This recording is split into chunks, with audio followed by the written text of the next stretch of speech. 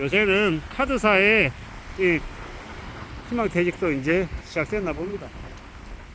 국민카드, 신한카드에서 이제 카드사들 희망퇴직 인력 감축에 들어갔다고 합니다. 우리가 이미 알고 있다시피 지금 이제 카드 연체가 장난이 아니죠. 40조가 넘습니다. 2011년 카드 대란 때 수준을 이미 넘어섰죠. 그런데도 조용합니다. 별일 없는 것처럼, 아무 일이 안 일어나고 있는 것처럼 그냥 소리 소문 없이 이렇게 어물쩡 분위기가 흘러가고 있는 것 같습니다. 그런데 지금의 상황은 상상을 초월할 정도입니다. 카드론을 쓰고 리볼빙을 쓰는 사람들이 너무 많다라는 것, 그리고 그 지경까지 갔다라는 건 사실상 이 재기가 불가능하다라고 보면 맞습니다. 이 끝까지 간 거죠. 그런 이들이 너무 많기 때문에 우리는 잘 생각해 볼 필요가 있습니다. 카드사들 희망퇴직으로 상황이 끝나지 않을 것 같은 거죠. 국민카드고 신한카드고 어디고 간에 카드사들 관련 대거 부실이 드러나게 될 것이고, 정권사도 마찬가지고 부동산 PF 관련해서 이제 연체들이 속속들이 이제 드러난다고 하고요. 제2금융권 새마을금고 저축은행도 마찬가지고 이러한 살벌한 이야기들이 계속 나오고 있습니다. 이러한 일들이 계속 나오면 그 이후에 어떤 일들이 벌어지겠습니까? 이 무지막지한 이 채권들 와르르 이제 가격이 이제 무너지겠죠. 이 부동산 PF 관련해서 연계가 되어 있는 아파트, 오피스텔, 상가 이런 것들이 속수무책으로 이제 이 헐값에 할인된 가격에 시장에 나오겠죠.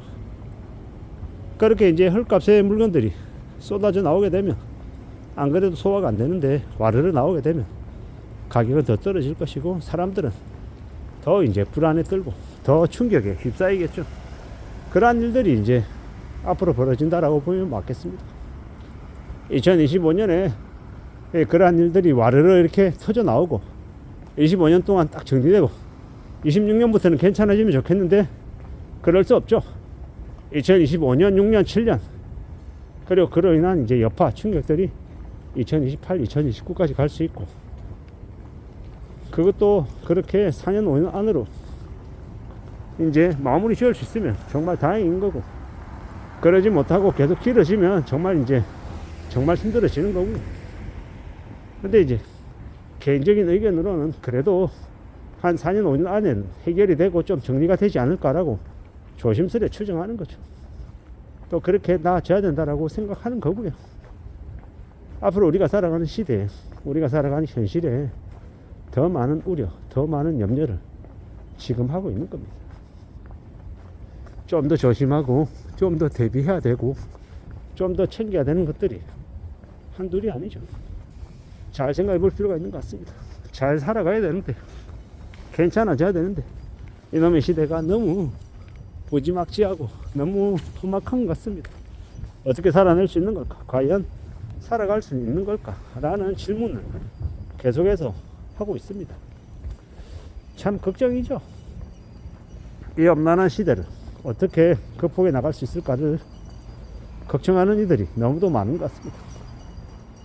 저도 그 걱정을 피할 수 없죠. 여러분들도 마찬가지일 것 같습니다. 참 날도 춥고 경제 상황이나 정치 상황도 매우 안 좋고, 이런 우려나 불안이 꽤 오랫동안 지속되면 안 될 텐데 2025년 이 상반기 안에 이 불안이 좀 많이 좀 줄어들었으면 좋겠는데 어떻게 되려나 계속 보고 있는 중입니다. 참 살아가기가 쉽지 않은 것 같고 많이 막막하고 많이 두렵죠.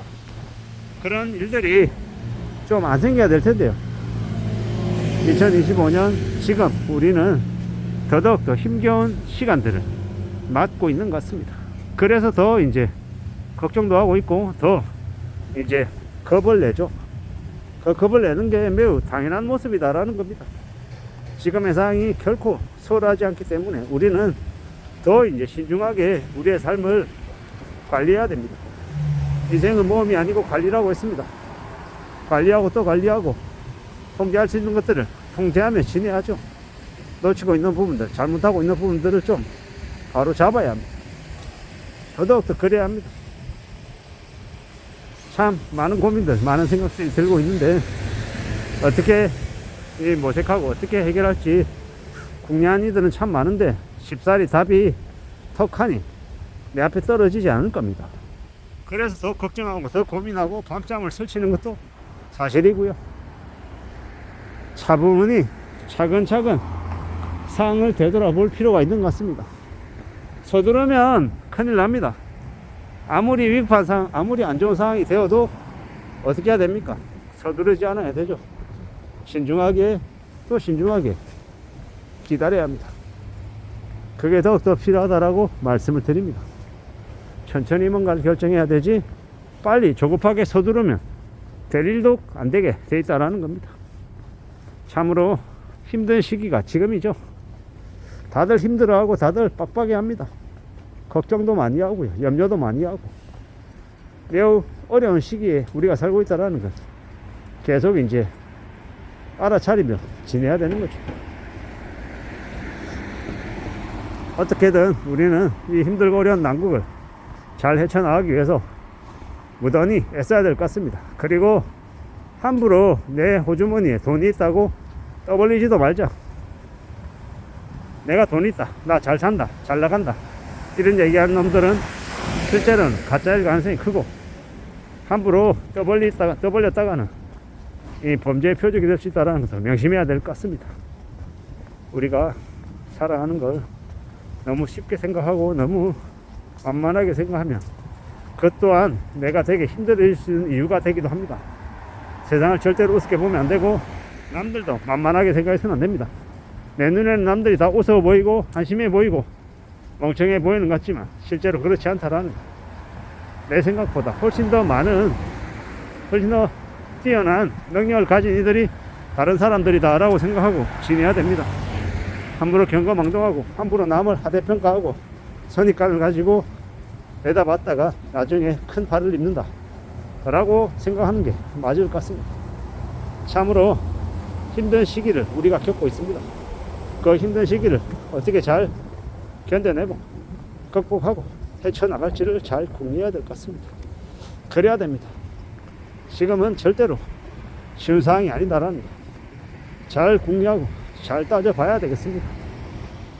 더욱더 힘든 시간들이 몰려오고 있으니 우리는 마음을 단단히 먹고 잘 헤쳐나가고 잘 대응할 각오를 해야 되겠습니다.